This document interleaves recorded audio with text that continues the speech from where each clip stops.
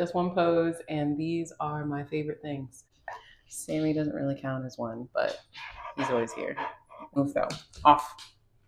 Off. Off. No, I lost my block. Move. So my next favorite thing is a yoga block. I use them in a number of the videos. I have 2.5 sets of them, and I love them. What I like to do with just one yoga block is a proprioceptive drill. What we're going to do is get to your knee, take a look back, flex your foot, and place your yoga block on it. Now this works really well if you have a mirror to look in so you can actually see what your foot is doing. But once you're used to this exercise, then you'll get pretty good at placing the block and keeping the block there. Now the point of this exercise, proprioception, is to get an understanding of what our body is doing in space. If you drop the block, just put it back. But for people who aren't dancers, we don't have a lot of exercise or practice in being aware of different parts of our body. Definitely not to the degree that dancers do. So this is a great drill for proprioception, being acutely aware of what our body is doing in space. Try the other foot. Even if we don't want to do a full workout with this, it's a good practice for our brain as well as our body to just balance the block.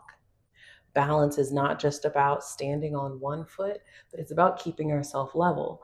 And so just holding or balancing this block on my foot right now, I have to activate a whole set of muscles just to stay right here. For some people, these muscles don't get activated often enough or at all.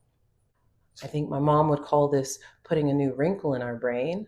This is a great way to learn about your own body, because what we think and what we feel can be very different than reality. And this is a drill for everybody, no matter we're beginners, professional athletes. We can get proved wrong when it comes to what we think we're doing with our body. The actual pose is that we're trying to get our knee even with our hip while not dropping the block and making tiny adjustments in order to make that happen, to keep the block balanced. Bonus points if we're able to extend our leg out and bring it back. This is also a great exercise in patience. Doing this drill quickly is not the way. As a yoga teacher, I can tell you that slowing down is one of the biggest challenges for us right now in this era, especially in America. So any drill that allows us to do that allows us to practice that, is a good one in my book. That's your one pose.